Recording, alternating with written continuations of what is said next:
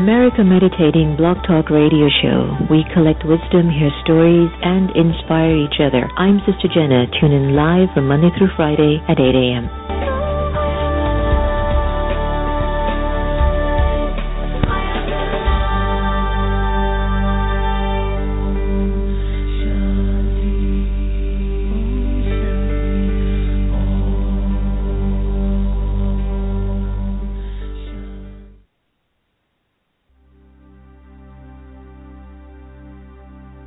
Focusing my thoughts, taking just a minute, sitting quietly, I become aware of my surroundings. I focus on an object in front of me, allowing it to fill my awareness, letting go of any distractions.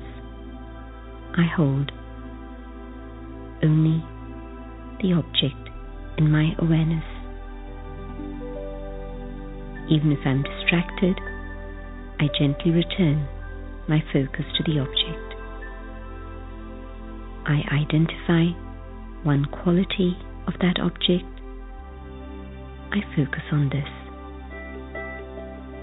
I hold this one thought.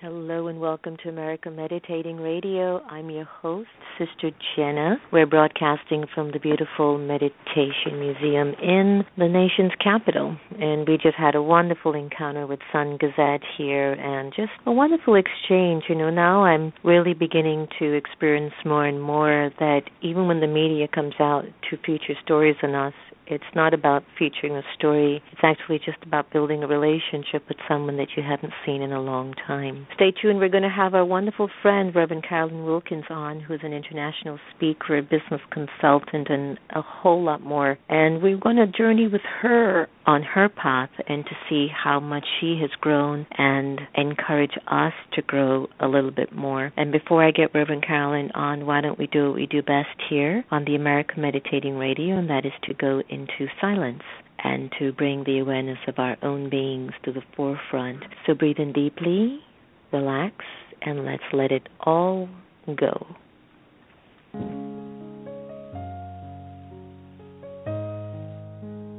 Om Shanti. The time that we choose to be aware doesn't necessarily require me to just sit and meditate. But even while I walk and move around, I can be in a meditative awareness, which is awareness of the soul, the original, eternal, imperishable being of light. For a little while, I'd like to invite you to be present, to be here, and to be now. Allow your mind to settle in the moment, to relax. This meditation is about awareness. It's about becoming aware of your original and eternal self. It's about connecting to your truth.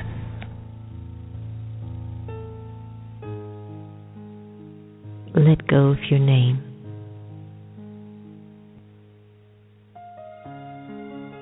And observe yourself feeling nameless.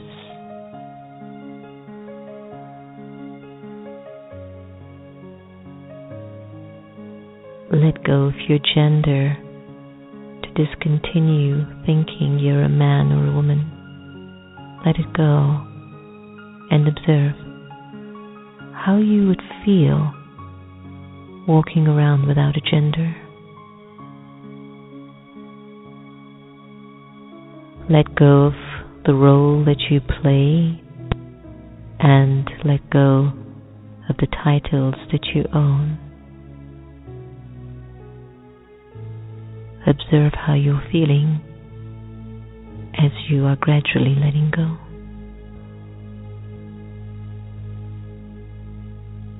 Let go of your religion and put it aside just for now.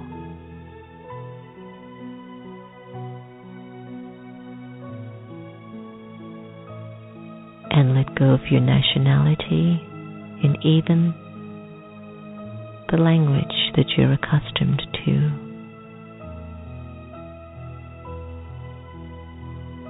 Imagine you have no name, gender, role, title, religion, nationality, or even a language.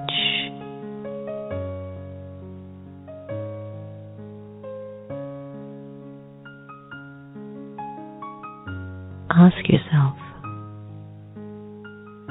how do you feel at this moment?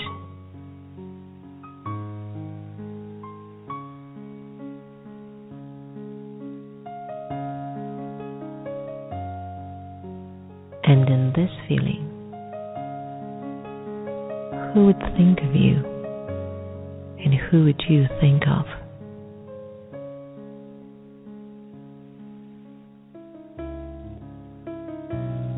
The Supreme Soul would think of you, and you, the liberated soul, would think of the Supreme.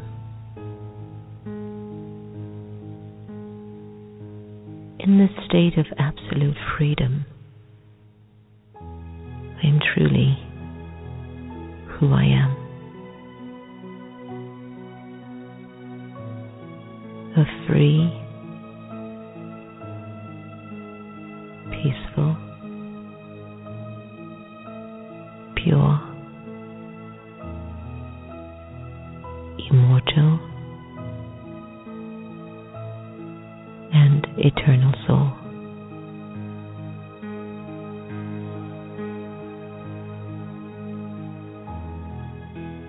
allow yourself to just be absorbed in this awareness.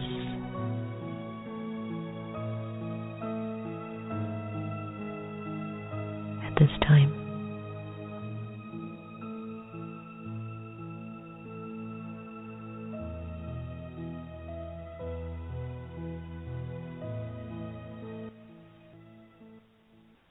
Hey, welcome back, everyone. That was from the Off the Grid Into the Heart Meditation CD, my favorite track, called Letting Go. Well, we're getting ready for the holiday season, and that means a lot of reconnecting and perhaps lots of forgiving, letting go, checking in with where you're at and how your year has been. And who better to talk to about these things, such as Reverend Carolyn Wilkins.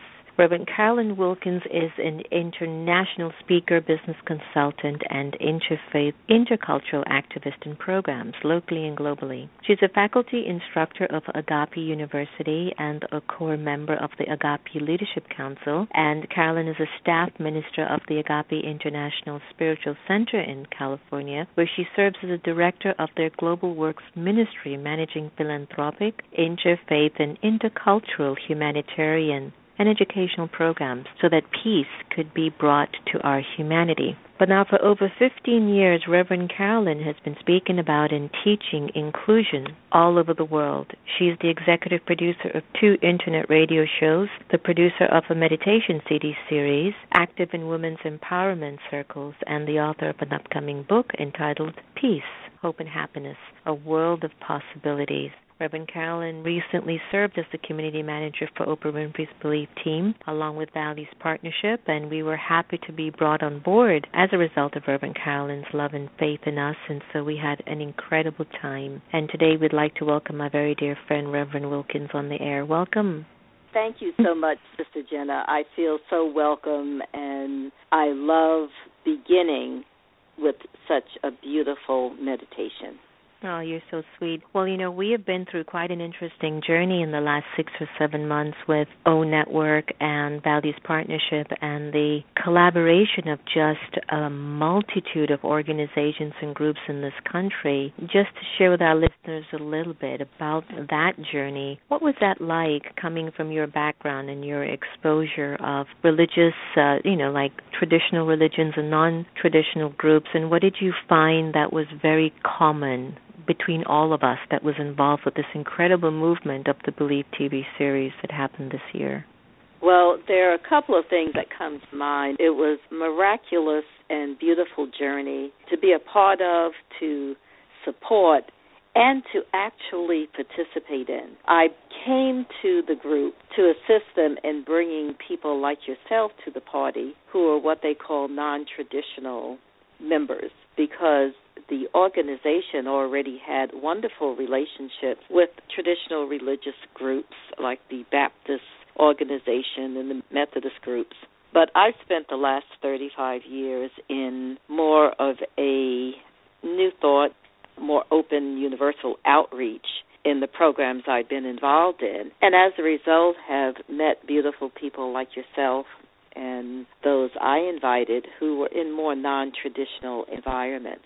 But what I found coming together was that at the core, it didn't matter whether you were traditional or not. There was truly a belief in something greater, and that together we make a difference with each other. That there was a sense of oneness, and once everyone started really trusting each other, which didn't take long, by the way, we grew together.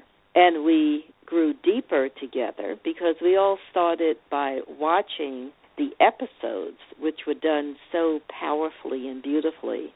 We began to look at our own lives to see what our real beliefs were, because we had to check in first before we reached out to others. So I was really just touched by the whole series, by embracing the people that I was working with. I was really, as a community partner, we were coaching others, but at the same time, we just really wove a beautiful tapestry together. And it was really all over the world. It was a beautiful and amazing experience. It sure was. It sure was. Reverend Carolyn, share with me a little bit about your journey up until this point, your path of spirituality. I believe you were a former executive with Xerox Corporation. And so I know what that world is like and the mindset that we walk into the corporate office with. What was it that started to amplify more in Carolyn's consciousness that she moved more towards, shall I say, an inclusive consciousness versus one that might have been just specifically for just her needs, mortgage, food, shelter, clothing, Yes. Well, I actually believe as I have gone through this journey in the last year or so, I have realized that my journey started as a young girl growing up in New York City, or Brooklyn specifically, and Long Island. But my parents made sure that we went to do something every weekend. So my journey on a faith journey actually started as a child with nature. I love going to lake botanical gardens and other things. And I actually was not all that excited about people. I was more interested in the plants and the trees and the mountains. And I wanted to be a teacher to bring people together to learn more about themselves, but moved into the corporate world. And I started out as a computer programmer and systems analyst, so I've always been very systems and process-based, and I went from that into doing marketing. But my heart was always trying to bring people together to see the bigger picture.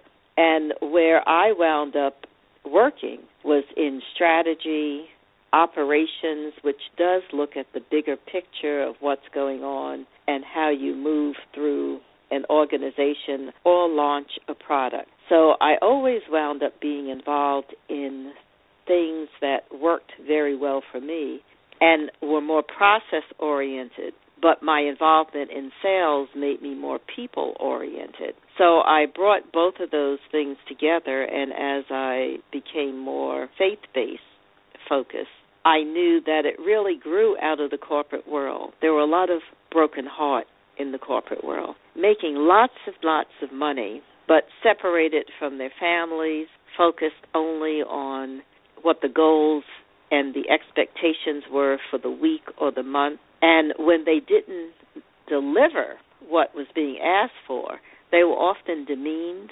and criticized. So it was a very competitive environment. And something that I really found out later is that we can still have a competitive and a fun, competitive operation without demeaning the person, because there's a difference between performance and your personal integrity. And most corporations don't know how to focus on bringing up and improving performance without stepping on the hearts and minds and souls of the people.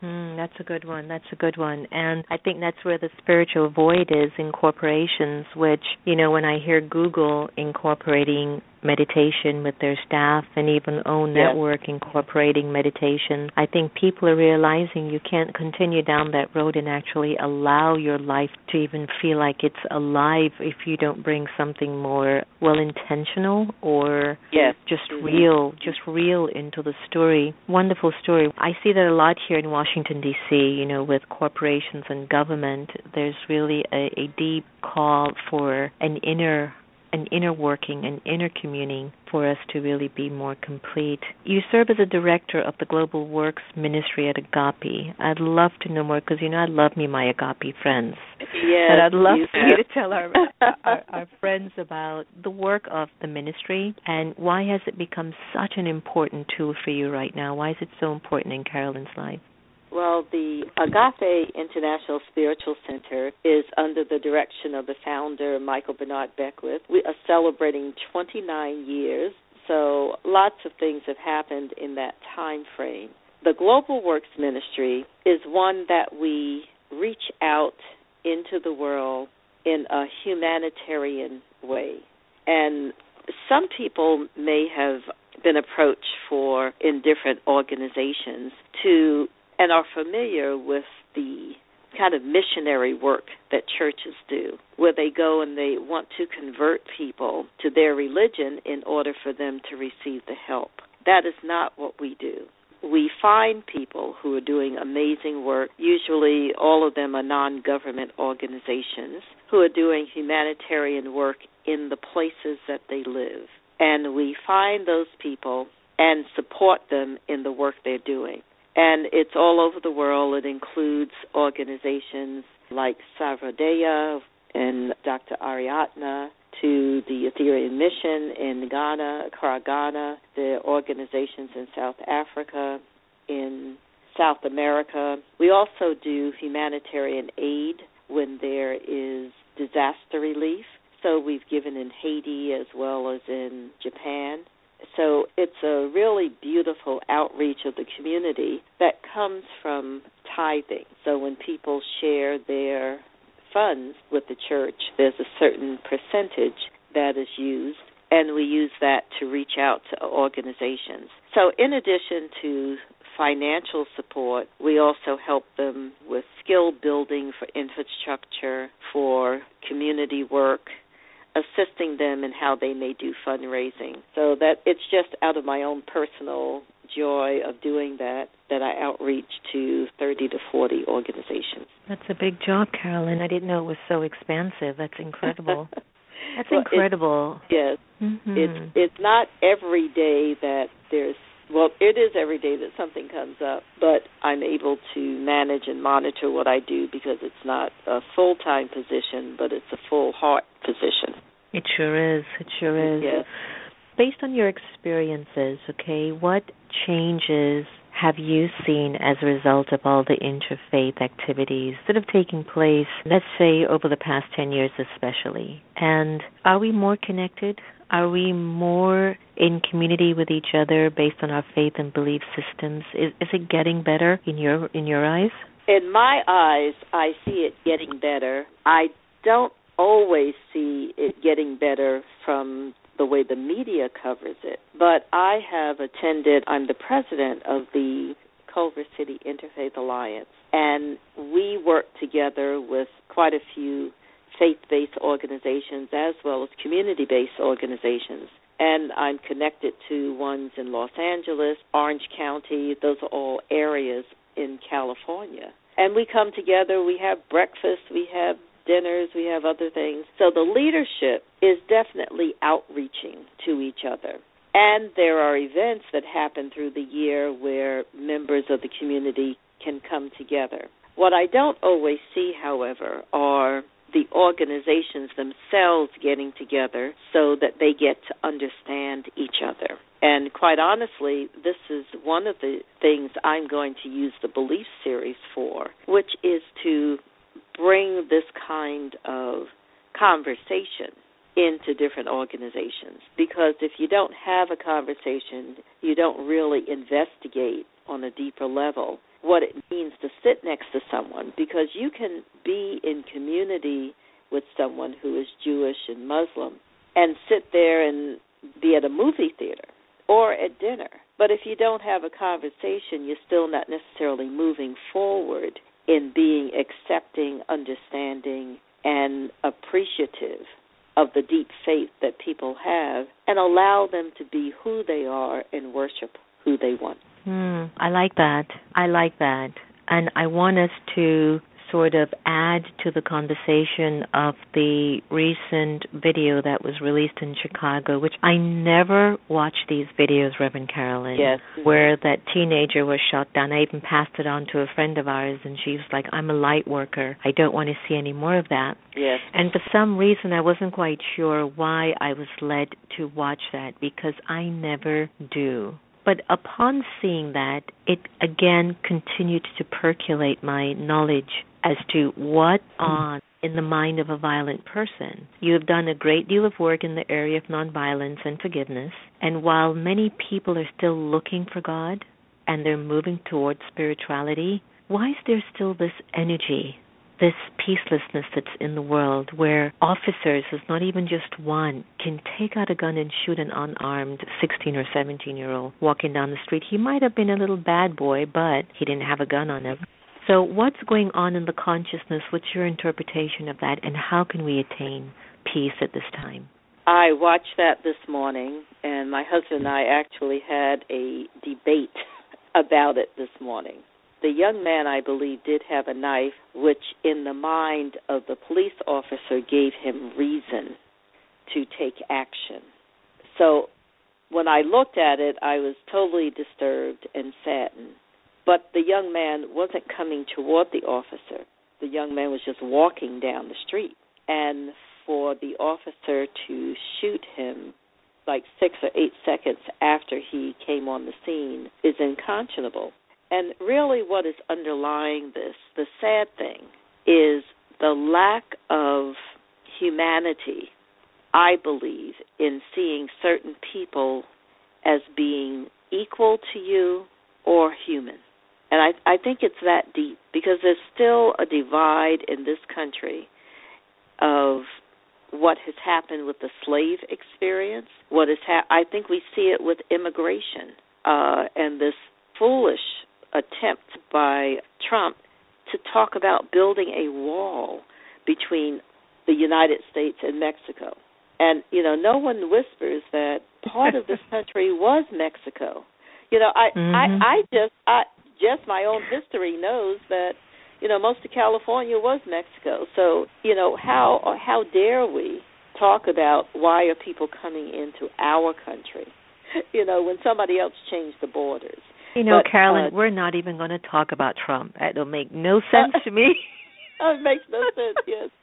But what police are doing, what my husband brought up, is it's not new. I think technology has allowed us to see it in living color in places that we didn't have the information. So what I always believe is when someone can shine the light on dark areas, it has to change. And this is one of those things that has been a dark secret and unfortunately done for hundreds of years to different underprivileged and people that are considered in a different economic level or a different level of citizenship. The police have abused, detained, and disenfranchised people. And I believe a light is being shown to it through cameras, through cell phones, and it's going to have to change. And it may not change in the next 5 years, but it has to change. I think people acting on this and marching are beginning to be responsible, because what has happened is not only have the community known about it, but they were also feeling disempowered about doing anything about it. Very true. So there are two things happening. There's the light being shown upon things that are really not up to the level of what we consider the values of this wonderful country that we live in. And there's also a community that says, you cannot do this in my community. I demand more of you. I demand more respect of you for the people that you are supposed to protect and hold in safety. Well put. Well put. Well put. Carolyn Wilkins, thank you so much for your presence and your love and your wisdom. Thank you. And I could not let you go until you tell our listeners something extraordinary that you're working on currently, and if there's any way that they can be a part of it, such as your upcoming book, which we didn't get a chance to talk about, which I'd love to hear a little bit about that. And come back again on the air so we can continue this dialogue, because I think it is very, very important for the amplification of positive stories to keep rippling through this incredible country. Oh, beautiful. I thank you so much for inviting me. I have loved the time we've spent over the last 6 months in the Belief Project of being a part of a team that's working together for oneness in this environment. And the things that I'm working on include, at the beginning of the year is the Season for Nonviolence that runs from January 30th through April the 4th every year, 64 days, where we honor the memories of Martin Luther King, Gandhi, and also included are Nelson Mandela, Cesar Chavez, and others. So it's a beautiful time that I focus on with programs of nonviolence and peace. And I'm also actually going to use the Belief Series during this time to have people come together and look at what beliefs underlie their sense of injustice and lack of peace. So that'll be coming up from January through April. I'm also teaching a program at Agape called Legends of Peace and Nonviolence, where we'll be investigating the lives of people who made a difference in the world. And the upcoming book is called Peace, Hope, and Joy, A World of Possibility. And I'm going to have a digest of pictures and commentary of the organizations that are doing good in the world. I don't think there is enough knowledge of all of the organizations that have come through challenges like we have, whether they're children of war or children that have been affected by HIV/AIDS, or children that have come through challenges of, like in Haiti. The light shining on them saying that not only can we handle tragedy and devastation and disaster, but we can actually have a sense of hope on the way out of it and change the lives of people as we're going through it. So the book is focused on the impact of those challenges, but how it really created something greater at the end. And one example is Children of Peace in Uganda. And these are young people who have all been impacted by the genocide, and they were made child soldiers. But they are now peace ambassadors. So people don't know about organizations like this. And I am like a Pollyanna for peace. I know it's possible, and I want other people to know it's possible. I love that. A Pollyanna for peace. Sounds like a doll. Yes. That just came that. forward as we were speaking. So I look at a world of possibility, and because I know, in fact, people have called me a Pollyanna, and I realize it's because I've actually, when you believe something, then I have found evidence of what I believe.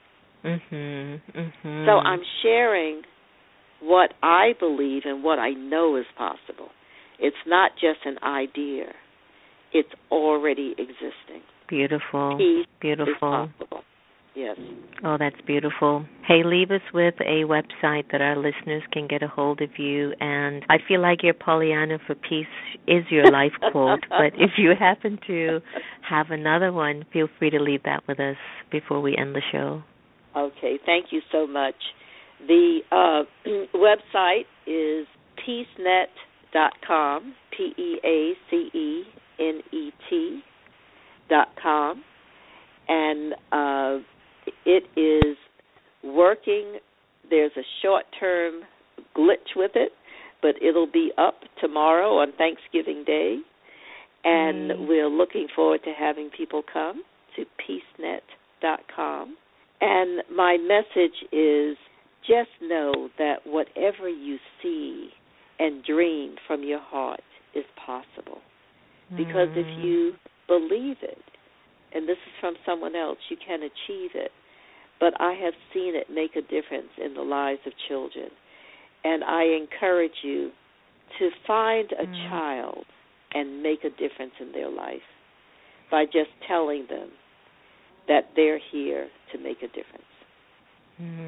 Thank you so much, Reverend Carolyn Wilkins. Thank you, Sister Jenna. All the very best. Happy holidays. Happy holidays to you. Bye now. Bye-bye.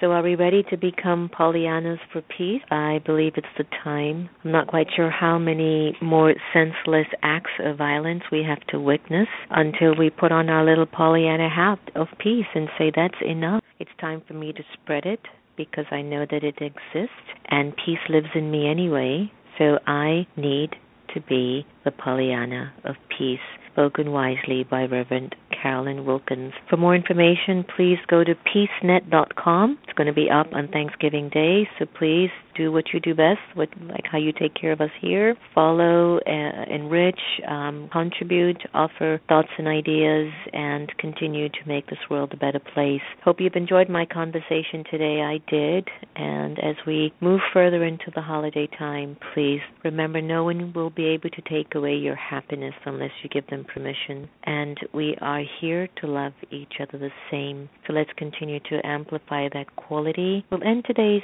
show with Kristen Hoffman with her song on love and gratitude. Happy holidays, everyone. Take care.